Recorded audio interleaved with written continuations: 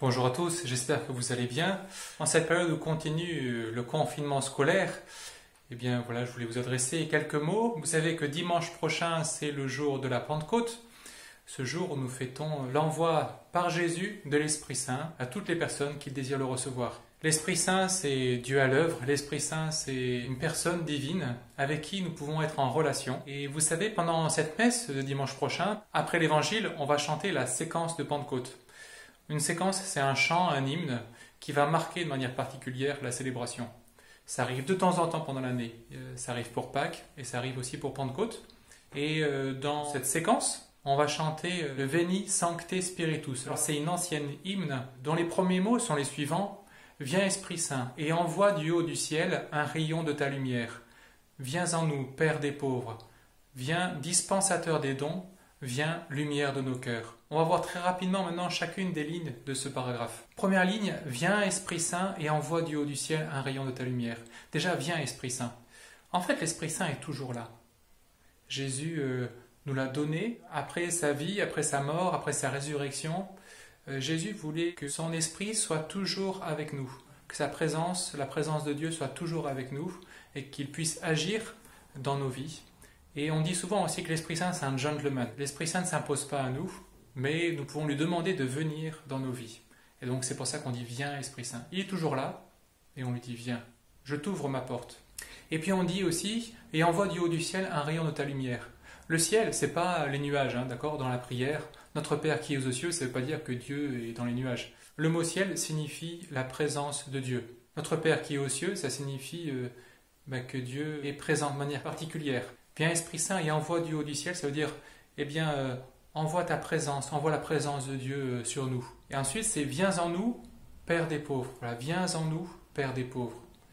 La pauvreté dans la tradition biblique exprime cette disponibilité du cœur. Bien ensuite, viens dispensateur des dons.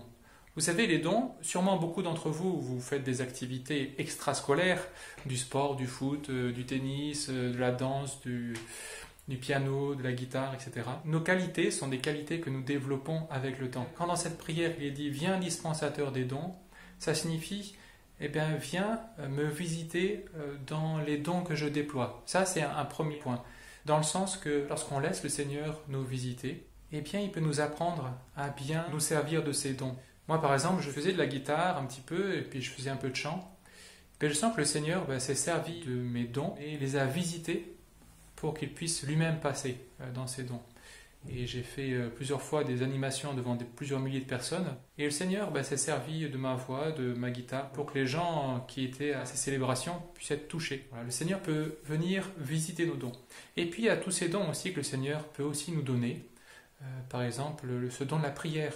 Parfois on peut avoir l'idée de quelqu'un pour qui il faut prier. Ou ça peut être une parole à donner pour quelqu'un. Un conseil, ou une compréhension intérieure de ce que vit l'autre, un don de compassion qui va me permettre d'avoir une parole envers l'autre qui va l'aider, qui va lui permettre d'avancer, qui va lui ouvrir une porte. Voilà. L'Esprit Saint, c'est celui qui nous donne tous ces dons-là. Et on dit aussi « Viens, lumière de nos cœurs ». Vous savez, quand il y a beaucoup de soleil, ça révèle aussi tout ce qui est dans l'ombre. Au plus le soleil est présent, au plus les ombres se dégagent. C'est un petit peu comme ça dans nos vies. Lorsque nous laissons le Seigneur nous habiter, le Seigneur vient éclairer tout ce qui est bon, tout ce qui est beau, il veut le déployer, et en même temps montre aussi ce qui peut être un enfermement en nous, ce qui peut être un obstacle dans notre existence, où nous perdons de l'énergie, où nous perdons du temps, où nous nous rendons tristes. Et le Seigneur veut visiter ça, et il veut venir nous dégager de ces espaces sombres pour que sa lumière brille dans notre vie, et que nous puissions rayonner de sa lumière. Voilà, le cœur de la foi chrétienne, comme le disait un père de l'Église, c'est l'acquisition du Saint-Esprit. Acquérir le Saint-Esprit. Le cœur de la vie chrétienne, c'est de nous rendre entièrement disponibles à son action, parce que lorsque nous nous rendons entièrement disponibles à son action, alors notre vie se déploie, et alors Dieu peut passer à travers notre vie. Voilà, c'est ce que je vous souhaite à chacun. Demandez donc l'Esprit Saint, dites peut-être ces quelques phrases, « Viens Esprit Saint et envoie du haut du ciel un rayon de ta lumière. Viens en nous, Père des pauvres, viens dispensateur des dons, viens, lumière de nos cœurs. » Et vous pouvez commencer votre prière cette semaine comme ça, ou la semaine qui vient, par ces quelques mots, comme une prière qui va commencer votre journée. Voilà, bon courage à tous et à bientôt. Au revoir.